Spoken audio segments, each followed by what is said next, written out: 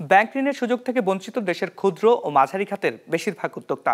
ব্যবসার নিবন্ধন না থাকা আর ঋণের দায় পরিশোধের বিপরীতে সম্পদ দেখাতে না পারা এসব উদ্যোক্তাকে ঋণ দেয় না ব্যাংকগুলো। রয়েছে দক্ষ জনবল আর পণ্য বৈচিত্র্যকরণের অভাবও। এর সাথে নতুন করে সংকট তৈরি হয়েছে সাম্প্রতিক রাজনৈতিক অস্থিরতার কারণে। এসএমই ফাউন্ডেশন বলছে এই খাতের উন্নয়নে স্বল্প সুদে অর্থায়ন, প্রশিক্ষণ ও নতুন উদ্যোক্তা তৈরিতে জোর দেওয়া হচ্ছে। ইকরামুল ইসলাম খানের রিপোর্ট। 250-টিরও বেশি ডিজাইন অপশন নিয়ে ওয়ালটন স্মার্ট ফ্রিজ, বোঝে আপনার প্রয়োজন। বিশ্ববিদ্যালয় পড়ুয়া সুরাইয়া হোসেন 5 বছর ধরে এসএমই পণ্য নিয়ে কাজ করছেন। বাসায় নিজ হাতে তৈরি করেন চুড়ি, আংটি, ওয়ালম্যাট, কানের দুল সহ বিভিন্ন পণ্য। অনলাইন এসএমই মেলা ও বিভিন্ন উৎসবকে কেন্দ্র করে তার বিক্রি 6 লাখ টাকা। নিজের এই ক্ষুদ্র উদ্যোগকে আরও এগিয়ে নেওয়ার স্বপ্ন দেখেন সুরাইয়া। তবে সে স্বপ্ন পূরণ সম্ভব হয়নি আর্থিক সহায়তা না পাওয়া আর দক্ষ জনবল সংকটে। এটার জন্য আসলে আমার দুইটা জিনিস দরকার। প্রথমত মূলধন সংকট, আমার মূলধনটা যদি আমি পেয়ে যাই তবে সেটা অনেক ভালো হয়, এবং এর পাশাপাশি দক্ষ কারিগর দরকার। যে একা হাতে তো আসলে এত বড় করা সম্ভব না। দেখা যায় যে আমাদের আশেপাশে স্পেশালি ঢাকা শহরে দক্ষ কারিগরের খুব অভাব। দেশে কুটির, ক্ষুদ্র ও মাঝারি শিল্পে 2 কোটির বেশি মানুষের কর্মসংস্থান রয়েছে। এর মধ্যে অতি ক্ষুদ্র উদ্যোক্তাদের সংখ্যাই সবচেয়ে বেশি।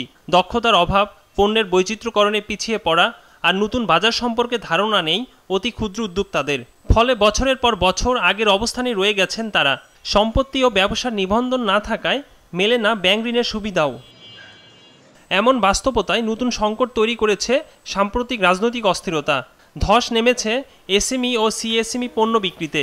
অনলাইনের পাশাপাশি দোকানগুলোতেও পণ্য বিক্রি নেমেছে অর্ধেকেরও নিচে। সবচেয়ে বেশি ক্ষতিগ্রস্ত হচ্ছেন হস্তশিল্প, পাটপণ্য, চামড়াজাত, হোম ডেকোর, পেইন্টিং নিয়ে কাজ করা উদ্যোক্তারা। তারা বলছেন লোকসান পুষিয়ে ব্যবসায় ঘুরে দাঁড়াতে সময় লাগবে। আমাদের ক্লায়েন্ট যারা বললাম, অনলাইন যারা উদ্যোক্তারা রয়েছেন, ধরেন আপনি যারা জুয়েলারি নিয়ে কাজ করছেন, শাড়ি নিয়ে কাজ করছেন, আপনার ইভেন যারা গ্যাজেট নিয়ে কাজ করছেন। আর এটার বাইরে আমাদের কর্পোরেট ক্লায়েন্টও আছে, বড় বড় ক্লায়েন্টের সাথে কাজ করা হয়, যেমন মেডিজের সাথে কাজ করা হয়, আমাদের কিছু ফার্মাসদের সাথে কাজ করা, আমরা ব্যাগ দিই।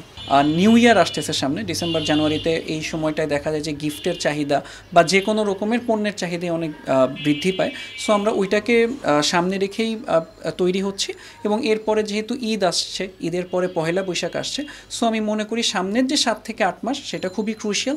এই সময়টায় আমরা যদি ভালো প্রোডাক্ট এবং মার্কেট থেকে ভালো রেসপন্স পাই, আমাদের যে 2-3 মাস এই বছরে লস হয়ে গেছে সেটা আমরা খুব ভালোভাবেই কুলিয়ে উঠতে পারব। দেশের অর্থনীতিতে ক্ষুদ্র মাঝারি শিল্পের অবদান প্রায় 25%। বিষয়টি বিবেচনায় নিয়ে এসএমই ও সিএসএমই খাতের বিকাশ ত্বরান্বিত করে কর্মসংস্থান বাড়াতে কাজ করছে অন্তর্বর্তী সরকার। উদ্যোক্তাদের প্রশিক্ষণ, স্বল্প সুদে অর্থায়ন, নতুন উদ্যোক্তা তৈরির মাধ্যমে এ খাতের সম্ভাবনাকে কাজে লাগাতে হবে বলে জানিয়েছেন সংস্থাটির ব্যবস্থাপনা পরিচালক। আমাদের মধ্যে যে ক্ষুদ্র যে প্রতিষ্ঠানগুলো আছে বা উদ্যোক্তারা আছেন, তারা আসলে সত্যিকার অর্থে তাদের অধিকাংশই গ্রাম অঞ্চলে, পল্লী অঞ্চলে বসবাস করে। তারা সেখানেই তাদের কারখানা, ছোট ছোট কারখানা আছে, এগুলো নিয়ে তারা কাজ করছে। বিশেষ করে তাদেরকে প্রশিক্ষণ দিয়ে তাদের আপনার স্কিল ডেভেলপমেন্ট করা, এই বিষয়টা আমরা জোর দিয়েছি। তাদের সক্ষমতা বৃদ্ধির বিষয়টাকে জোর দিয়েছি, তারা যাতে ঋণ পেতে পারে। 2019 সালে 5 বছর মেয়াদী এসএমই নীতিমালা করে তৎকালীন সরকার, যার বাস্তবায়নের মেয়াদ শেষ হয় গত জুনে। এই নীতিমালার অধীনে যেসব প্রকল্প নেওয়া হয়েছিল তাতে কোনো অর্থ বরাদ্দ হয়নি। ইকরামুল ইসলাম খান, বিজনেস রিপোর্ট, মাছরাঙ্গা টেলিভিশন।